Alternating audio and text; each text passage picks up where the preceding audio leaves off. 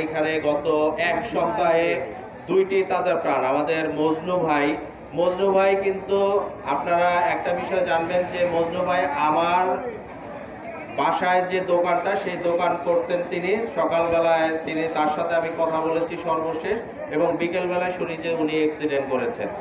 আর একজন আছেন আমাদের হাওয়া আপা অনেক পূর্ব পরিচিত, সবাই এই গ্রামের সন্তান। এই দুইজনই কিন্তু ছোটবেলা থেকেই বড় হয়েছেন। এই দুইটি তাজা প্রাণ কিন্তু গত এক সপ্তাহে আমাদের মাঝে থেকে চলে গেছে শুধুমাত্র বেপরোয়া গাড়ির জন্য। এই রাস্তাটি উন্নত হয়েছে সবই মেনে নিলাম, কিন্তু এই রাস্তা দিয়ে যত গাড়ি ঘোড়া চলাচল করে এইগুলোর কিন্তু বেশিরভাগই হচ্ছে লাইসেন্সবিহীন এবং গাড়ির কাগজপত্রবিহীন। আমি এলাকার যুব সমাজ সবার কাছে অনুরোধ করব, এই এলাকায় যতগুলো সিএনজি এবং অটোরিকশা চলে, যেসব অটোরিকশা এবং সিএনজির কাগজপত্র নেই সেগুলো মনিটরিং করে আপনারা ধরে রাখবেন এবং প্রশাসনের মাধ্যমে তাদেরকে ডাম্পিং করার ব্যবস্থা আমি ইনশাল্লাহ করাবো। ইনশাল্লাহ এটা আপনাদের কাছে আমার অনুরোধ। এই এলাকায় যতগুলো সিএনজি এবং অটোরিকশা চলবে কাগজপত্রবিহীন এবং ড্রাইভিং লাইসেন্সবিহীন সেগুলো আপনারা মনিটরিং মাধ্যমে ধরে রাখবেন। প্রথম দিকে আপনারা অনুরোধ করবেন যে তারা যেন ভালোভাবে গাড়ি ঘোড়া চালায় এবং গাড়ি ঘোড়া তারা যেন ঠিক মতো যাতায়াত করে।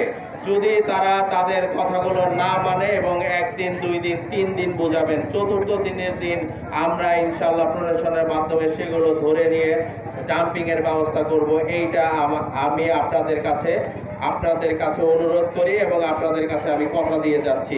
আরেকটি বিষয়, আমাদের এলাকায় আমরা মনে হয় ইউনিয়ন পরিষদে বাস করি।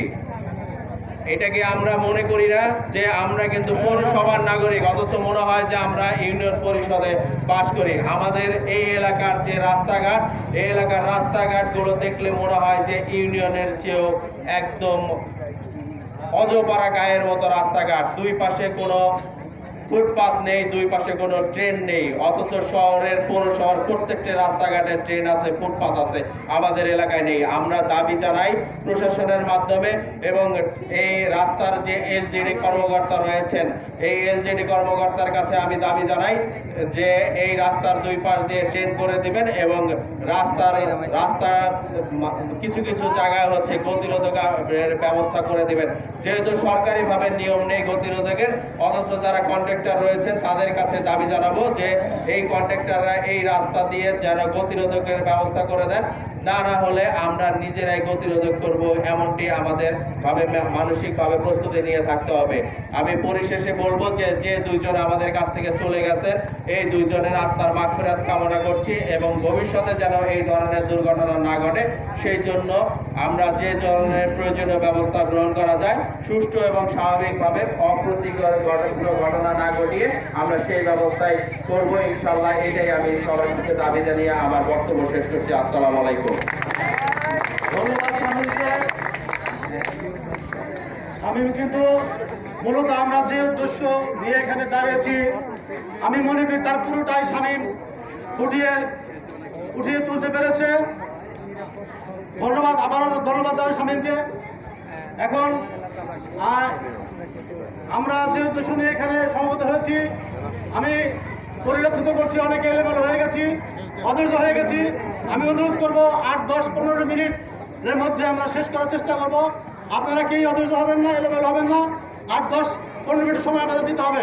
ধন্যবাদ সবাইকে। এখন আপনাদের সাথে অত্যন্ত গুরুত্বপূর্ণ কথা বলবেন যুব সমাজের একজন আমাদের ছোট ভাই মোহাম্মদ শরীফ ইসলাম শরীফ।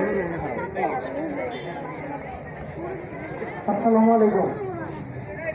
আমাদের জীবনে উন্নয়নের দরকার আছে, এলাকার উন্নয়নের দরকার আছে, তবে এরকম উন্নয়নের দরকার নাই যে উন্নয়ন আমাদেরকে জীবন কিনে নেয়।